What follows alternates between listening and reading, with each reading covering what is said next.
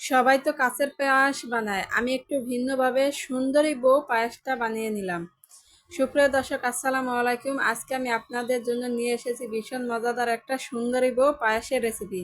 আশা করছি রেসিপিটা সবার ভালো লাগবে।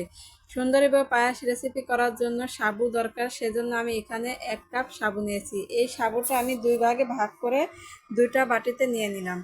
একটা বাটিতে আমি গরম পানি দিয়ে দিলাম, এরপরে আমি আরেকটা বাটিতে দিয়ে দিলাম রেড ফুড কালার দিয়ে।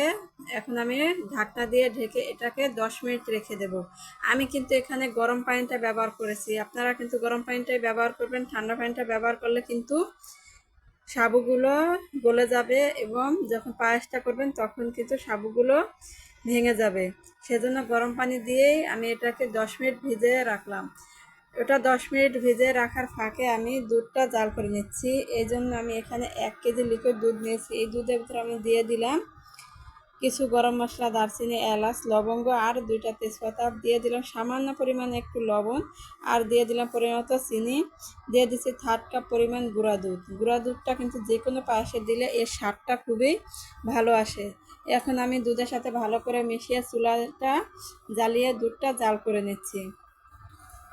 দুধটা জাল করা হয়ে গেছে, এর ফাঁকে আমি সাবুটা একটু গলিয়ে নিচ্ছি। সাবুটা কিন্তু আমার ভিজে ফুলে উঠেছে। এখন আমি সাবুটা হাত দিয়ে গলিয়ে একটা ডো তৈরি করে নিচ্ছি।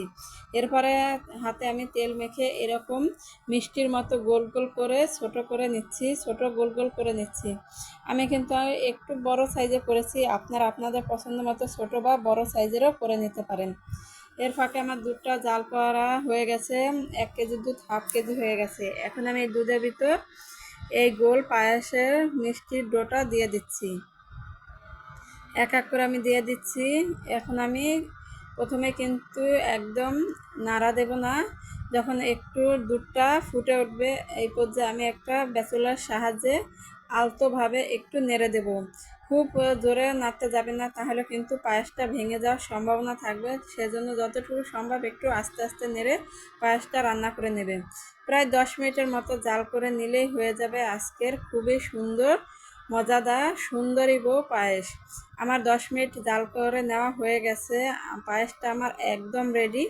এখন আমি চুলা থেকে নামিয়ে গরম গরমেই পরিবেশন করে নিচ্ছি।